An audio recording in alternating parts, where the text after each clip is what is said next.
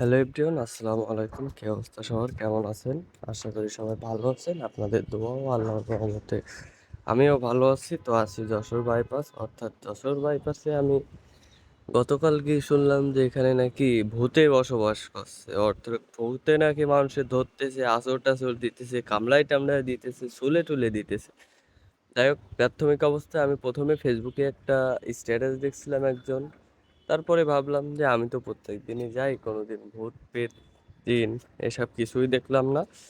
তো আসলে এটা সত্য কিনা আমি জানি না। আর আমার তো এসবগুলো একটু বিশ্বাস কম হয় বললে ভুল হবে না, কম মানে বিশ্বাস হয় না বললে ভুল হবে না। তো চিরচেনা সেই জায়গা এবং যেখানে প্রতিনিয়ত যেয়ে থাকি সেখানে হচ্ছে আপনাদের দেখিয়ে থাকি। অর্থাৎ আমি প্রতিনিয়ত যাই এই যশোর বাইপাসে এবং প্রতিনিয়ত দেখানোর চেষ্টা করি এই যশোর বাইপাসকে। এবং এই সাইডে কিন্তু আসলে সেনানিবাস এরিয়া এবং রেস্ট্রিগেট এরিয়া। তো এই সাইডে কোনো কিছু করতে গেলে আসলে সব কিছু ভেবেচিন্তে তারপরে করতে হবে। এবং আসলে দার্শনিক একটা স্থান, এখানে আসলে সব সময় মানুষজন থাকে, মানুষজন ঘুরতে আসে। তারপরেও কিভাবে এই গুজবটা রটাইলো বুঝলাম না। তো আসলে যদি ওখানে ভূত বসবাস করতো তাহলে সবার চোখেই পড়তো, শুধু একজনকে হাসর বা কামড়ায় দিয়ে ক্ষান্ত থাকতো না ভূত। বা ভূতের তার সাথে কোনো আসলে শত্রুতা নাই যে তার সাথে ভূতের দেখা করতে হবে এবং শুধু তারই আঁচড় টাচড় দিতে হবে ইত্যাদি ইত্যাদি। দেখ, এটা হচ্ছে আর্মি মেডিকেল কলেজ এবং এখানে হচ্ছে army medical college, Jessore English medium school and college. এছাড়াও অনেক কিছু আছে, যেহেতু সেনানিবাস এরিয়ার ভিতরে রেস্ট্রিকেট এবং সব কিছু একটু অন্যরকম, ভিন্ন ধরন, ডিফারেন্ট এবং রেস্ট্রিকেট অনেক সুন্দরভাবে সাজিয়ে গুছিয়ে তারা রাখছে। এই জন্য আসলে অনেক অনেক সুন্দর লাগে এই জায়গাটা। আর এই জায়গাটা সব থেকে বেশি সুন্দর এই জায়গাটার দৃশ্য এবং এই জায়গাটার যে রাস্তার যে গাছপালা এবং যে ভিউ, এক কথায় অসাধারণ। মাশাল্লাহ বললে ভুল হবে না। তো আমি আসলে যাওয়ার পথে একটাও বিট আমি আসলে বিটের ওপর উঠি নাই, সব কয়টাই পাশ দিয়ে চলে গেছি। এবং এখানে নতুন করে দেখলাম যে এই ব্যারিকেডটা দিয়ে দিছে। এখানে আসলে এই পাশে একটা গর্ত মতো আছে, খাড়া মতো আছে, যেটা আমরা সচরাচর রেল লাইনের পাশে দেখতে পারি, ঠিক তেমনই। তো জায়গাটা আর কি অনেক বেশি সুন্দর এবং এখানে আর কি সবসময় মানুষজন থাকে, সবসময় মানুষজনের চলাফেরা আনাগোনা থাকে। এবং সেনাবাহিনীর কিন্তু অনেকগুলা গেট আছে এই সাইড দিয়েও। এবং তারা সবসময় এর ভিতরে যে কার্যক্রম করে রাস্তা থেকে দেখা যায়। এবং অনেক সুন্দর একটা জায়গা, আসলে সবারই ভালো লাগবে এবং মন চাইবে যে যাইতে। এবং আসলে জানাবেন যারা যশোর থেকে দেখবেন যে এই রাস্তাতে আসলে ভূত আপনি কোনোদিন দেখছেন কিনা, বা ভূতের সাথে আপনার কোনোদিন দেখা হয়েছে কিনা। অবশ্যই আমার দেখা হয় না, এই জন্য আমি বললাম। এবং যদি আপনার সাথে কখনো দেখা হয় তাহলে আপনি জানাই দিবেন, তাহলে আপনার সাথে যোগাযোগ করে আপনার ভূতের ইন্টারেস্টিং আমরা নিয়ে নেব, যে ভূতের সাথে আপনাদের কি সম্পর্ক। এবং চলে গেলাম আসলে ভূত দেখার জন্য এই ভিতরে। অর্থাৎ এখনো কিন্তু রোদ রোদ দেখলে আসলে ভাববেন না যে এটা দুপুরবেলা, এটা হচ্ছে দুপুরবেলা, এটা হচ্ছে সকালবেলা। সরি, সকালবেলা না, এটা হচ্ছে বিকালবেলা।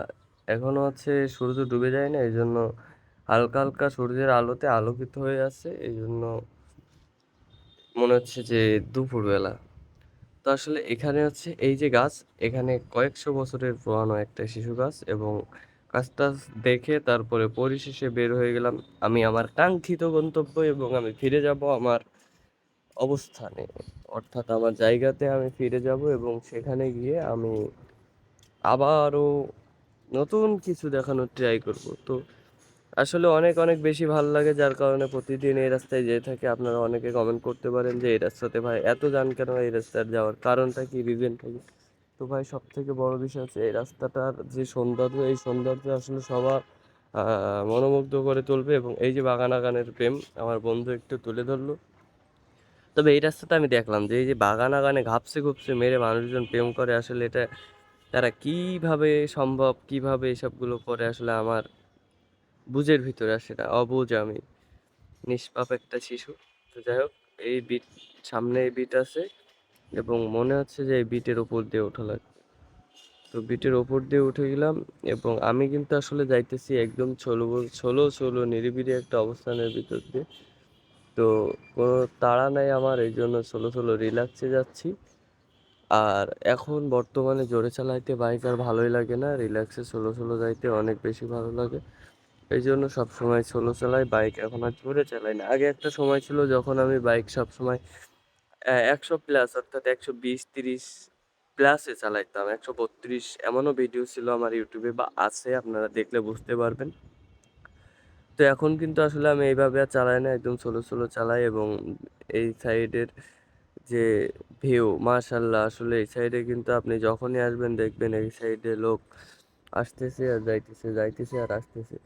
অনেকদিন পরে আসলে এই লং লং ভিডিও আপলোড দিছি এত সুন্দরভাবে, তারপরেও আপনারা উম, অনেকে দেখছেন অনেকে দেখছেন না, এই জন্য আসলে আমার কিছু বলা নাই। এবং এই বাচ্চাটা কিন্তু অনেক সুন্দর ছিল, যে পিছে একটা হাত দিয়ে দাঁড়াইছিল, যাক ভালো লাগছে। এবং পাগলের সুখ মনে মনে, অর্থাৎ পাগল সব জায়গায় থাকবে, এই যে একটা হয়তো কি একটা পাইছে সেটা তোলার চেষ্টা করছিল, তো সে তুলতে থাকুক এবং আমরা চলে যাইতে থাকি। এবং আমার বন্ধু কিন্তু মোটামুটি সব কিছুই দেখানোর চেষ্টা করছে। আর এই সোজা যে সন্ধ্যার পরে কি ঠান্ডা থাকে রে বাবা, আপনারা না আসলে বুঝতে পারবেন না, প্রচুর পরিমাণে ঠান্ডা। মানে মনে হয় যে শীত, প্রচুর শীত। এবং হিমালয় পর্বতের সামনে চলে আসছি, এই কারণে এত বেশি শীত হইতে পারে। যাই হোক, শীত নিয়েও কোনো প্যারা নাই, আমরা আসছি 3 জন এবং এই সাইডে খেলা হচ্ছে, একটু খেলা নিয়ে নিল সাথে। তো খেলাধুলা শেষ, খেলাধুলা আমরা এখন আর দেখবো না। তো এই সাইডে কিছু ভাইও মাছ ধরতেছে, তো ধরুক, আমারও অনেক ইচ্ছা ছিল মাছ ধরবো, কিন্তু আসলে ছিপ নাই বলে মাছ ধরতে পারি না। এবং মাছ ধরার জায়গায় প্রত্যেকদিন যাই এবং মাছের আনাগোনা দেখতে পাই, তারপরেও আসলে ছিপ যেহেতু নাই সেহেতু মাছ ধরার পসিবল হয় না। তো খুব তাড়াতাড়ি একটা ছিপ বানাই নিব এবং মাছ ধরার জন্য আমি প্রস্তুতি নিয়ে নেব। দেখ, মাছ ধরতে কিন্তু অনেক ভালো লাগে, মাছ পাই বা না পাই, মাছ যদি চোখের সামনে ঘোরাফেরা করে, মাছ যদি আসলে পানিতে খেলাধুলো করে বেড়ায়, তাহলে কিন্তু আসলে মনের ভিতরে একটা ভালো লাগে। তো সেই ভালো লাগে কাজ করিয়ে আসলে মাছ ধরার চিন্তা ভাবনা। এবং মাছ এখন ধরতে পারছি না আসলে, ছিপ নাই বলে, কিন্তু পরবর্তীতে ছিপ টিপ বানিয়ে মাছ ধরবো এবং সেই মাছ ধরার তথ্যচিত্র আপনাদের তুলে দেখাবো। এবং সামনে কিন্তু হচ্ছে সেনানিবাসের যে মূল ফটক, মূল যে গেট, সেটা কিন্তু সামনে, এবং আমিও সেখানে চলে আসছি। এবং বিমান বাহিনীর যে স্কুলের যে বাস, সেই বাসটা কিন্তু আসলে এই রোড দিয়ে চলাচল করে এবং শহরের ভিতরেও দেখা যায়। শহরের ভিতরে কিন্তু আসলে সচরাচর কোনো বাস দেখা যায় না, শুধুমাত্র এই যে বিমান বাহিনীর বাসটাই দেখা যায়। এবং আপনার কিছু কিছু কলেজের বাস ব্যতীত আসলে শহর অঞ্চলে তেমন কোনো বাস ঢুকতে পারে না, যদিও তারা রাত্রে ছাড়া ঢুকতে পারে না, দিনের বেলা তারা আশপাশ দিয়ে চলাচল করে, রাত্রেবেলা চলে যায় মানে শহর দিয়ে চলতে পারে। এবং এই পাশে হচ্ছে ক্যান্টনমেন্ট কলেজ, অর্থাৎ যশোর ক্যান্টনমেন্ট কলেজ, যশোরের ভিতরে একটা নাম করা একটা কলেজ, যেটা আসলে সেনাবাহিনী দ্বারা পরিচালিত। এবং অনেক অনেক ভালো সুদক্ষ শিক্ষক দ্বারা তারা আসলে ক্লাস নিয়ে থাকে। এবং এই যে আরবপুরের যে রেল ক্রসিং, এই ক্রসিংটা কিন্তু অলরেডি পার হয়ে চলে আসছে, সামনে আরবপুর বাজার। আরবপুর বাজার থেকে আসলে ধর্মতলার দূরত্ব বেশি না, অল্প একটু। তো চলে যাচ্ছি ধর্মতলার দিকে। আর যেহেতু আমি ধর্মতলার দিকে থাকি, সেহেতু আমি ধর্মতলাতেই চলে যাব, আর লেট করব না। এবং আরবপুর বাজারটা হচ্ছে দেখতে পাচ্ছেন 4 রাস্তার মোড়। তো সোজা চলে গেলে শহরের দিকে চলে যাইতে পারছি, ডানে চলে গেলে আমি ধর্মতলায় চলে যাচ্ছি। এবং ভাই তো সামনে চলে আসছিল, যাই হোক, ভয় ডর নেই, তারপরেও হালকা ভয় জায়গায় চলে আসলাম। তো রাস্তাটা কিন্তু অনেক অনেক বেশি সুন্দর, মনোমুগ্ধ একটা পরিবেশ আসলে। আমাদের যশোরের ভিতরে বাইপাসটা অনেক বেশি সুন্দর। এবং বেনাপোলের যে বেনাপোল বাইপাসটা, এটাও কিন্তু অনেক অনেক বেশি সুন্দর ছিল। যেহেতু পরিচর্যা না করলে কোনো জিনিসই চিরস্থায়ী সুন্দর থাকে না, সেহেতু বেনাপোল বাইপাসটা পরিচর্যা না করার কারণে আসলে তার সৌন্দর্য হারিয়ে ফেলছে। তো যদি কখনো আসলে সৌন্দর্যের দিক খেয়াল করে, তাহলে বেনাপোল বাইপাসটাকে অনেক সুন্দরভাবে সাজালো গোছালো এবং আসলে আহ, ভালো একটা পরিবেশের ভিতরে করতে পারলে বেনাপোল বাইপাসেও প্রচুর পরিমাণে মানুষজন যাবে ঘুরতে। এবং আসলে যেখানে গাছপালা থাকে সেখানে সেখানে কিন্তু আসলে তার একটা সৌন্দর্য অন্যরকম লোক আকর্ষণ করে। এই জন্য আসলে পরিশেষে সব কিছুর একটা সৌন্দর্য আসলে দেখা দরকার। তো এই যে প্যারাডো তো অনেক জোরে চলে গেল পানিতে।